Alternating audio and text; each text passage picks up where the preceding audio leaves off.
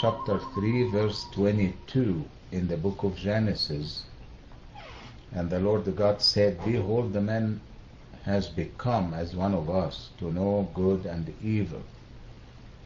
And the question is, as you mentioned in your lecture, that God created the conscience in the human beings, and this conscience is like a natural law put inside the human beings to know what is wrong, what is right, what is good, and what is evil. So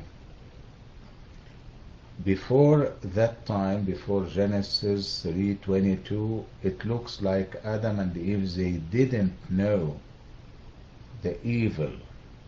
But after falling in sin and disobeying the Lord, they became aware of what is good and what is evil. And the question is, how God can create a conscience in them that can let them distinguish and differentiate and discern between what is good and what is evil, and they did fall in sin. The mic is yours.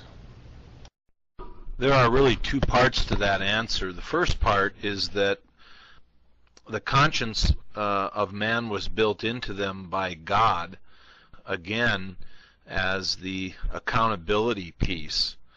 Certainly, there was going to be a time when God knew, for instance, that Adam and Eve were going to be tempted, and the conscience was placed into them as a safeguard that they would know that any other voice of authority other than God's voice was to be avoided and was to be not listened to.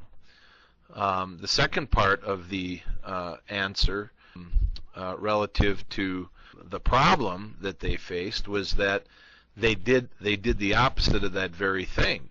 When Adam and Eve first and then Adam, when she heard the voice of the devil, particularly when the devil made the suggestion that God had not been honest with them or had not been fully truthful, let's put it that way, that God did not tell them that if they did eat from the tree that they would be like God.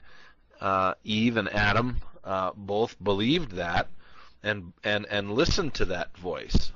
So the very conscience that God placed in them to be able to delineate what was right and what was wrong, that conscience was ignored. You'll notice that Eve even began by saying, well, God did tell us we shall not eat. So she had an understanding of what was supposed to happen and what was not supposed to happen.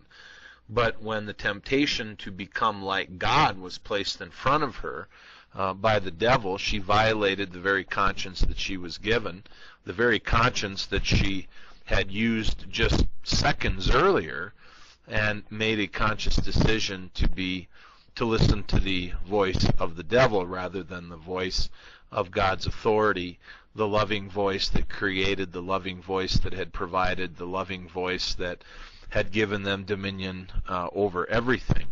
So the conscience was given as a device for accountability, and it was the very device given for accountability that Adam and Eve acted against, which of course landed them in the trouble that they found themselves in. Then you will notice, following the fall of man into sin, that conscience then terrorized them. They knew they had made a mistake. They hid from God. They covered their naked bodies. Instead of living in the light of perfection, they now lived in the darkness of shame.